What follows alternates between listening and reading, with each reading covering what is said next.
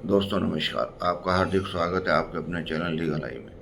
ये अंधकार से प्रकाश की ओर चलने की व्यवस्था का चित्रण करता है। आज हम विचार करेंगे टाइम मैनेजमेंट के बारे में। साइंस और आध्यात्मिक का क्या रोल है। साइंस हमें ये बताती है कि अगर एक सीढ़ी 90 मिनट में रन होती है तो उसकी आवाज़ स्पष्ट सुनाई देती है, लेकिन अगर उसको 60 मिनट में चलाएं तो उसकी आवाज़ बदल जाती है, और 30 मिनट में चलाएं तो उसकी आवाज़ का जो सीक्वेंस है वो ख़त्म हो जाती है। लेकिन अगर उसको आवाज़ बंद करके चलाएं तो वो चल तो सकती है लेकिन परफॉर्मेंस नहीं दे सकती। अब समस्या ये है कि साइंस ने चीज़ ढूंढी कहाँ से। इसको रिवाइंड और फॉरवर्ड कहते हैं। ये साइंस ने हमारे मस्तिष्क के अंदर से कुछ कल्पुर्जों को साइंस के धरातल पे उतारा और तब हमें ये व्यवस्था दी कि जो हमारा समय चल रहा है वो एक गति से चल रहा है। अगर हम उसकी गति बदलना चाहें और उसकी आवाज़ भी खराब ना हो तो हमें सूक्ष्म जगत में जाना पड़ेगा। सूक्ष्म जगत में उस सीढ़ियों को हमें फॉरवर्ड करना पड़ेगा। जो हमारे मस्तिष्क में चल रहे हैं विचार, उनको हमें फॉरवर्ड करना पड़ेगा। फॉरवर्ड के दो ही तरीके हैं, या तो बोलते हुए फॉरवर्ड करें या चुप करें। तो क्योंकि बोलते हुए फॉरवर्ड नहीं हो सकते, उसकी साउंड इतनी कर्कश हो जाती है कि मधुर ध्वनि ही खत्म हो जाती है, तो इसलिए साइलेंट पे उसको रन करना पड़ता है। जब हम उसे साइलेंट पे रन करते हैं तो उसका इफेक्ट क्या होता है कि हमारी जो गंतव्य यात्रा है वो बदल जाती है। जब ये यात्रा बदलती है तो इसमें हमें सुकून कैसे मिले कि ये बदली है और हम इसके पीछे नहीं दौड़ रहे हैं। इसके लिए हमें सुमिरन करना पड़ेगा, जाप करना पड़ेगा, ध्यान करना पड़ेगा, क्योंकि उससे वो जो अवशेष हैं उन शब्दों के, उन चित्रों के, वो खत्म हो जाएंगे और आप कल्याण की तरफ चल पड़ेंगे।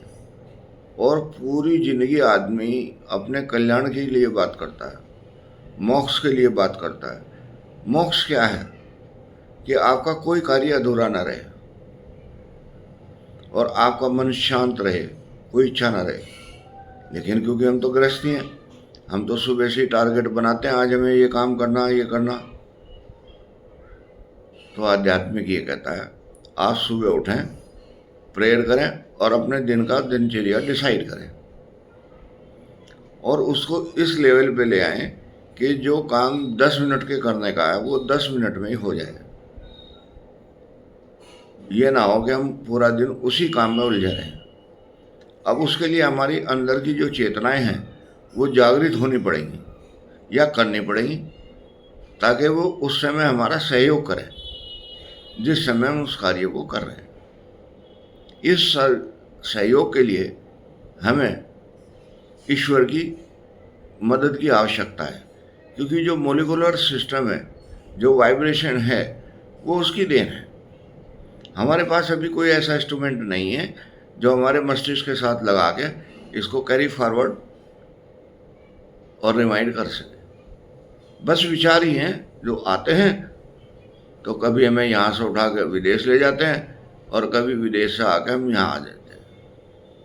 इन्हीं विचारों के द्वंद्व में हमारा समय निकल जाता है। जो कार्य हम परफॉर्मेंस के लिए कर रहे थे बेटर, वो बेटर परफॉर्मेंस नहीं हो पाती, क्योंकि हम तो यहाँ थे ही नहीं। हमारा जो मस्तिष्क था वो दौड़ता रहता है, और मस्तिष्क को रोकने के लिए सिर्फ प्रार्थना ही है, जाप ही है, ध्यान ही है और कुछ छोटी छोटी क्रियाएं हैं। उन छोटी छोटी क्रियाओं को जब हम रियलाइज करते हैं तो हमें पता लगता है कि हमारा मस्तिष्क कुछ समय के लिए हमारे कंट्रोल में आ जाता है और जब भी हमारे कंट्रोल में आएगा तब हम इसको एज ए टूल यूज करेंगे। और टूल यूज क्या करेंगे कि इसको